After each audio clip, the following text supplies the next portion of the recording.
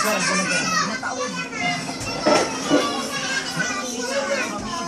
Hindi magpipigil ang umiyak. Masakit kasi ang ginawa niya sa anak ko.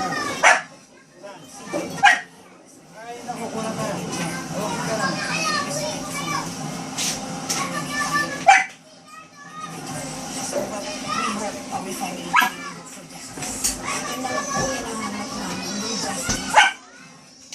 Bilang nagpilit na kanila ang mga tauhan ng inuwan sa pinangyarihan ng krimen. Kaya hindi ko alam kung meron siyang sama ng loob kay Warden.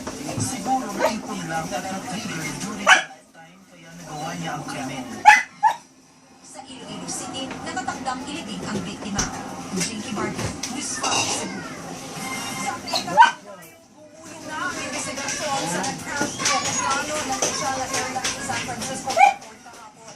Pilot error ang tinitignan anggulo sa insidente. Garland Lim, ikwento mo.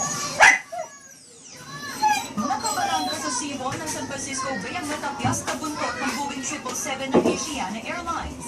Ang katawan ng eroplano nakasubsad sa gitna ng runway ng San Francisco Airport. Sunog ang gitnang bahagi ng eroplano. Mechanical failure ang unang tinitignan anggulo pero hindi na ito ng Asiana Airlines. Sa halos 300 sakay ng eroplano, 2 ang patay, 108 naman ang sugatan. Walang damay pero patuloy pa rin inaalam ang ating embahada kung may dugong Pinoy na American citizen sa mga biktima. Lumalabas sa investigasyon ng mga otoridad na mabagal at mababalipan ng eroplano bago ito maglanding. Bago makarating sa runway, humampas ang buntot ng eroplano sa seawall dahil ng pagkakapyas nito.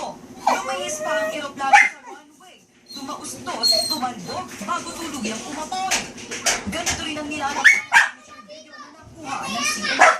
Hindi tuloy inaalis ang posibilidad na pilot error ang nangyari.